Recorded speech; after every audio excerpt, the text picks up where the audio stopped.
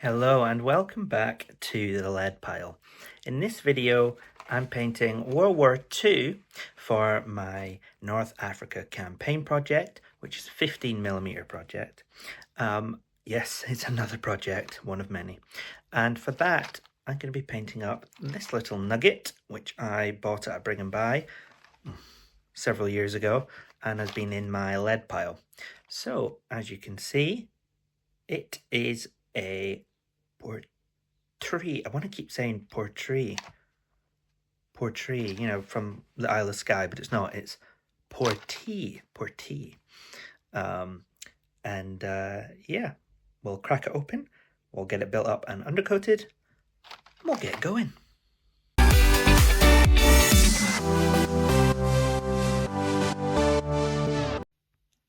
Okay, so here's our portee, and we've got our, what was it, two pounder gun on it as well. And I've given it a undercoat. I tried Halford's white spray paint to undercoat it, and as you can see, it's not the best actually. I don't know what I've done wrong.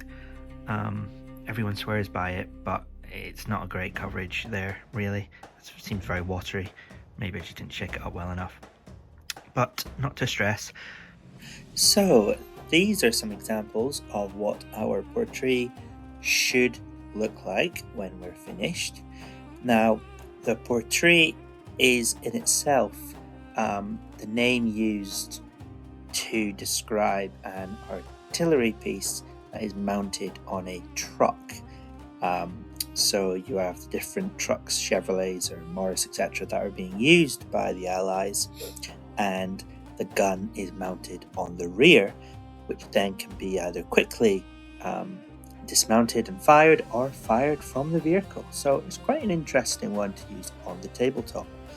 Now, these were predominantly used in North Africa, and that is why these examples here are predominantly beige or sandy colored.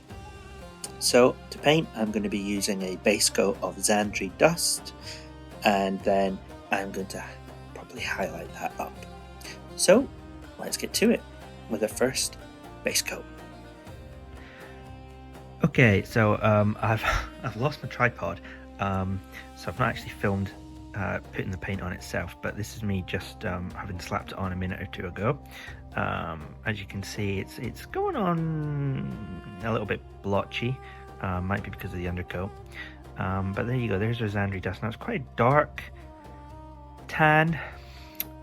It's gone on darker than I thought it was going to go on, but it is a base coat, so I think what I'll do is I'll finish painting that, and then I might dry brush it all with a lighter, like Ujbati bone perhaps, bring up the colour a little bit, because I don't want it too dark brown, because from what I've seen, the darker brown vehicles tend to be German, but who knows, maybe it was just a dark overcast day. It doesn't matter, does it? But let's give it a go. Okay, so that's the base coat done on the armour. The next thing to do is painting the wheels and tyres black.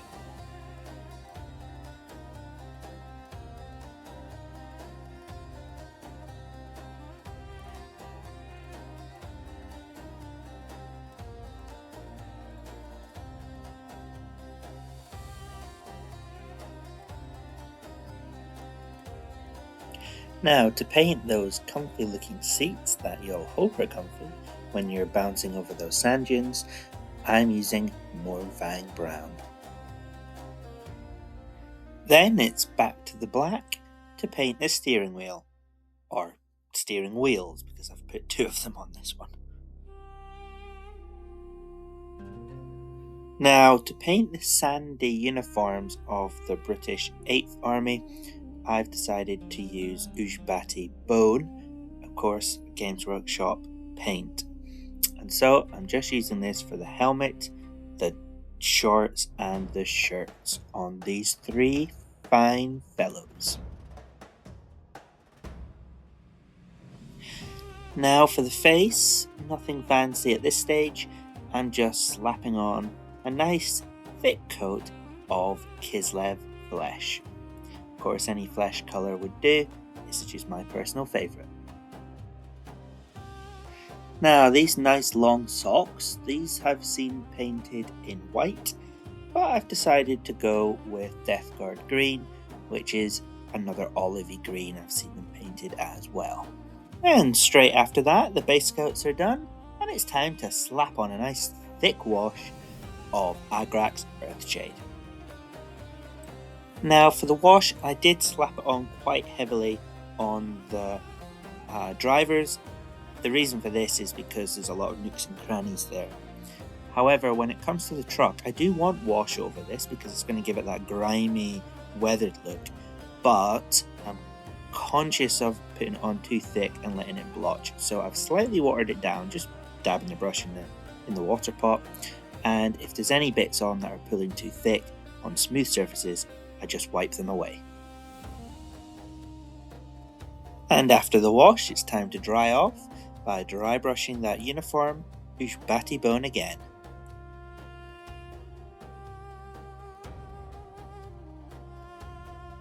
Now turning my attention back to the truck, I'm going to dry brush this twice. The first time I'm using Karak Stone. It's just a slightly lighter greyish shade. You could just stick to that original Xandri Dust if you don't have Karak Stone, it's not a problem. No one's going to tell you off. But yeah, I'm just dry brushing it with that to kind of reapply that original colour, not getting into the shaded recesses. And then, giving that a second to dry, I'm going back over it with Ushbati Bone. This time, not applying as much pressure, less paint on the brush.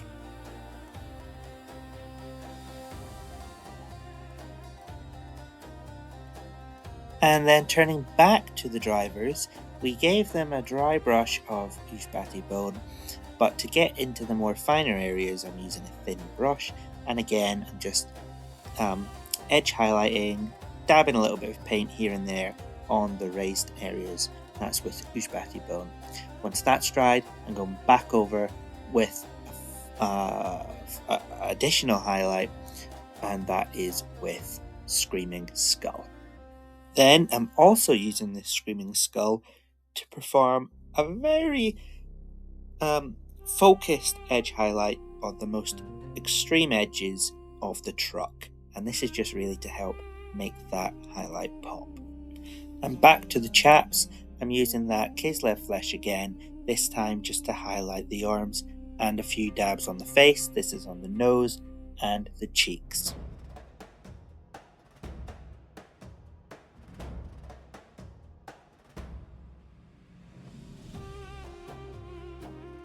And now for my favourite part, the weathering.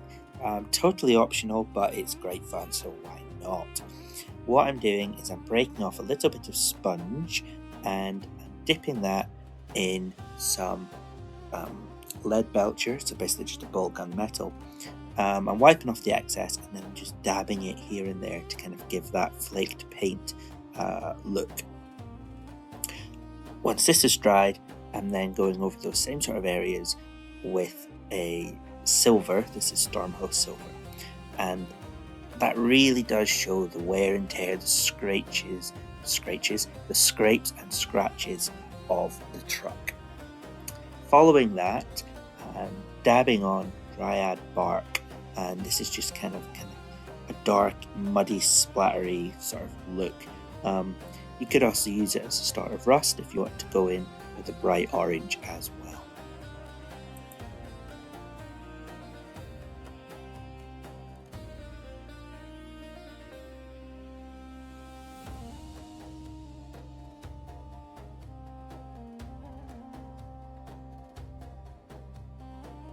Then I'm taking my small dry brush and I'm just going to use Gothor brown, so just any kind of brown you want really, and I'm just going to put some dust effects on the tyres.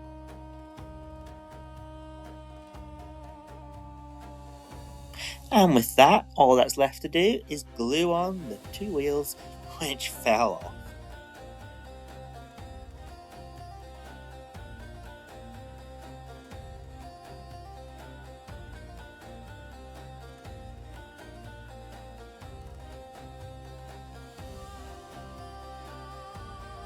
And so here is the finished model. Our World War II British portee. That's portee, not portrait. This was really fun model to paint. It's the first of my 15mm North Africans. North Africans, soldiers who fought in North Africa. I'll be honest with you, I sat and pondered this for a long time trying to get the colour choices. I don't want both the Germans, the Italians, and indeed the British and Commonwealth forces all to be the same colour. So I was trying to think, well, what shades of paint can I use to distinguish those tanks and vehicles? I don't know, maybe you've got a better recipe. I know a lot of recipes I've seen use Army Painter and Vallejo paints. I've only got Games Workshop Citadel paints, hence why I've used those. I think Zandri dust for the vehicles, highlighted with Ushbati bone and edge highlighted with Screaming Skull, and then for the uniforms, going in with that Ushbati bone to start with, and then highlighting up with Screaming Skull, and indeed you could use brighter colours as well. Worked quite well. What I'm going to do for the Italians and Germans, I do not have a clue. I'll have to look into that and get back to you on another video. I hope you enjoyed it. If you want to see more World War II, if you want to see more North African campaign, give us a comment in the bottom. And remember, like and subscribe if you've liked it and want to subscribe for more. Well, thanks again, and I'll see you again real soon.